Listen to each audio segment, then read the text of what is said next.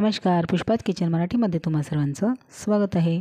आज आपण बनवणार आहोत ज्वारीचा खमंग मस्त असा मऊ लुसलुशीत आणि जाळीदार ढोकळा। तर बघा याचं टेक्स्चर किती सुंदर आलेलं आहे, एकदम साध्या ढोकळ्यासारखं आणि त्याहीपेक्षा छान असं आणि चवीला सुद्धा अप्रतिम हा ज्वारीचा ढोकळा तयार झालेला आहे आणि पचायला सुद्धा हलका होतो ज्वारीचा ढोकळा। बघा याचं टेक्स्चर बघा, टेक्स्चर पाहूनच ओळखू येतो की किती सॉफ्ट हा ढोकळा जो आहे तो तयार झालेला आहे, मऊ लुसलुशीत आणि स्पॉन्जी असा आणि झटपटसुद्धा होतो आणि खायला खूपच छान असा लागतो।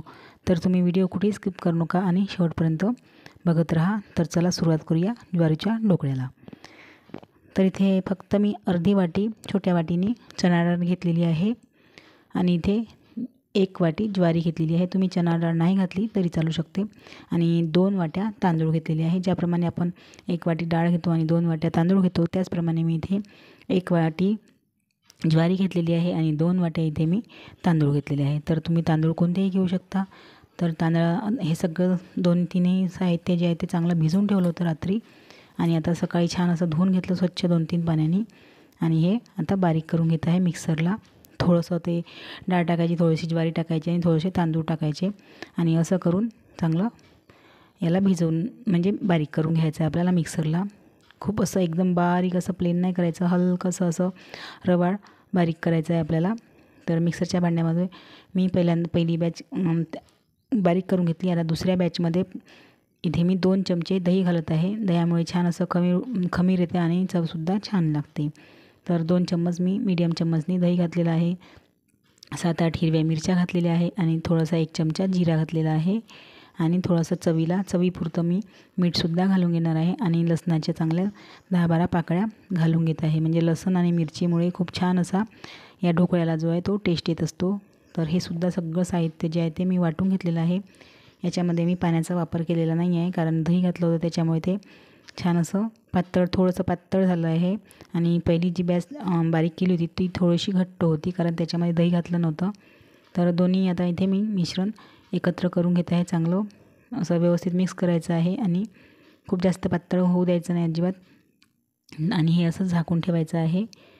तर 5-6 तासांनी मी इथे म्हणजे असं आपण रात्रभरसुद्धा ठेवू शकतो, पण मी रात्री भिजत ठेवलं आणि सकाळी बारीक केलं आणि त्याच्यामुळे मी संध्याकाळी 4 वाजता ढोकळा तयार करत आहे।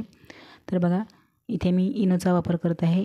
तुम्हाला इनो जर नसेल आवडत तर तुम्ही इथे थोडासा सोडासुद्धा वापरू शकता। तर मी थोडीशी इथे हळद घातलेली आहे, कलर छान यावा ढोकळ्याला म्हणून। तर बिलकुल अर्धा चमच्यापेक्षा कमीच घातलेली आहे हळद आणि छान असं याला मिक्स करून घ्यायचं आहे या बॅटरमध्ये टाकल्यानंतर, म्हणजे कलर छान येतो। तुम्हाला जर हळद नसेल टाकायची तरी तुम्ही नाही टाकलं तरी चालेल। तर आता चांगलं मिक्स करून घेत आहे, म्हणजे हळदीचा कलर याच्यामध्ये असं दिसलं नाही पाहिजे म्हणून छान असं व्यवस्थित मिक्स करून घ्यायचं आहे आणि आपल्याला जेवढं भांड्यामध्ये म्हणजे ढोकळा लावायचा आहे तेवढंच बॅटर इथे ह्या वेगळ्या भांड्यामध्ये काढून घ्यायचं आहे। पूर्ण भांड्यामध्ये एका वेळेस आपल्याला इथे इनो घालायचा नाही अजिबात। तर मी अर्धं बॅटर इथे काढून घेतलेलं आहे आणि आता अर्धं बॅटर दुसऱ्या बॅचमध्ये लावणार आहे।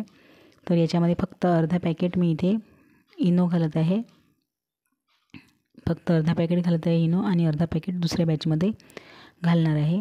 तर बघा इनो घातल्यानंतर लगेचच इथे ॲक्टिवेट होतं हे जे पीठ आहे ते आणि छान असं हलकं होऊन जातं। तर असं पटकन हलवायचं आहे आणि मग पूर्ण छान असं बघा ॲक्टिवेट झालेलं आहे आणि हे हलवल्यानंतर खूप जास्त वेळ ठेवायचं नाही, लगेचच या डब्याला मी ज्या कुकरच्या डब्याला तेल लावून ठेवलं होतं, ऑइल लावून ठेवलं, त्याच्यामुळे पटकन ढोकळा निघेल, चिपकणार नाही। आणि याच्या बघा इथे सगळं बॅटर जे आहे ते टाकून घेतलेलं आहे। सुरुवातीलाच ही प्रोसिजर आपल्याला करून ठेवायची आहे आणि आता या भांड्यामध्ये दुसऱ्यांदा इनो घालायचं नाही अजिबात, म्हणजे दुसरं बॅटर टाकून घालायचं नाही। तर ते स्वच्छ धुवून घ्यायचं आणि दुसऱ्या भांड्यामध्ये ठेवायचं। तर बघा इथे पाणी उकळायला ठेवलं होतं मी, ज्याप्रमाणे आपण ढोकळा तयार करतो त्याचप्रमाणे इथे मी पाणी उकळायला ठेवलं होतं आणि पाणी उकळतं तेव्हाच आपल्याला ढोकळ्याचं भांडं जे आहे ते ठेवायचं आहे। तर 15 ते 20 मिनटानंतर मी हे शिजलं आहे की नाही ते बघत आहे। तर मोठ्या गॅसवर मी 10 मिनिट ठेवला होता आणि गॅस नंतर कमी केला होता। तर इथे मी सुरी घालून बघत आहे, तर सुरीला अजिबात चिपकत नाही आहे, म्हणजेच आपला ढोकळा जो आहे तो छान असा शिजलेला आहे आणि हातालासुद्धा चिपकत नाही आहे। तर असंच थोडा थंड होऊ देते मी आणि नंतर तुम्हाला दाखवते। तर बघा दुसरासुद्धा मी ढोकळा तिथे लावून घेतलेला आहे दुसऱ्या डब्यामध्ये।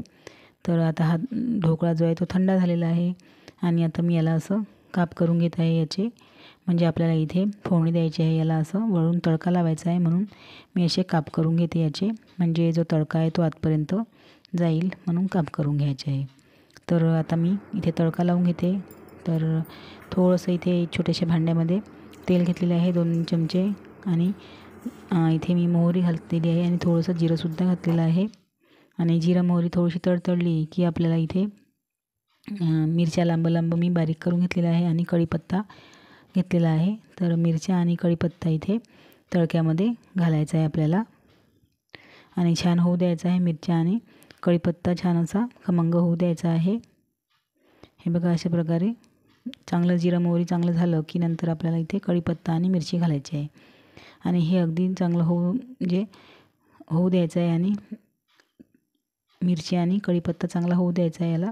आणि नंतर आता याच्यामध्ये आपल्याला पाणी सोडायचं आहे थोडंसं, या फोडणीमध्ये पाणी टाकायचं आपल्याला आणि इथे पाणी खूप जास्त नाही टाकायचे आहे, मी अर्धा ग्लास पाणी टाकलेलं आहे आणि इथे मी 2 ते 3 चम्मच साखर घालत आहे. साखर टाकल्यामुळे काय होते, छान असा टेस्ट येतो ढोकळ्याला.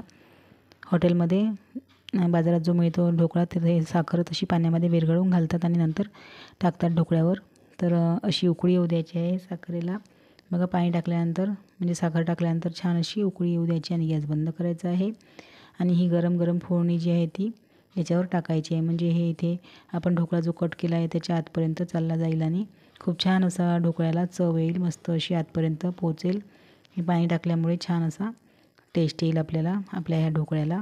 तर अशा प्रकारे इथे टाकून घ्यायचं आहे, कोथिंबीर वगैरे टाकून घ्यायची आहे या ढोकळ्यावर आणि मस्त असा ढोकळा आपला हा इथे खमंग तयार झालेला आहे. तर बघा आता तुम्हाला काढूनसुद्धा दाखवते किती सुंदर असा ढोकळा तयार झालेला आहे आणि याचं टेक्स्चरसुद्धा दाखवते तुम्हाला. बघा किती जाळीदार असा ढोकळा तयार झालेला आहे आणि खूप छान अशी चव याची तयार झालेली आहे. मस्त अशी, अजिबात कुठे असं वाटणार नाही की ज्वारीचा ढोकळा आहे म्हणून, ओळखूसुद्धा येणार नाही ज्वारीचा ढोकळा आहे म्हणून. तर खूप छान असा टेस्ट आलेला आहे या ज्वारीच्या ढोकळ्याला आणि खायला तेवढाच सुंदर असा आणि मस्त असा ढोकळा तयार झालेला आहे.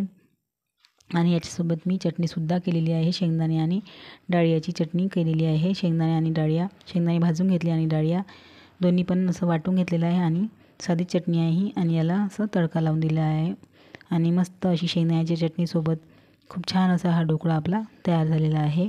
तर बघा याचं टेक्स्चर बघा किती सुंदर दिसत आहे आणि लगेचच तोंडाला पाणी सुटलेलं आहे इथे. तर तुम्हाला जर व्हिडिओ आवडला असेल तर प्लीज चॅनलला लाईक करा, शेअर करा आणि सबस्क्राईब करायला विसरू नका.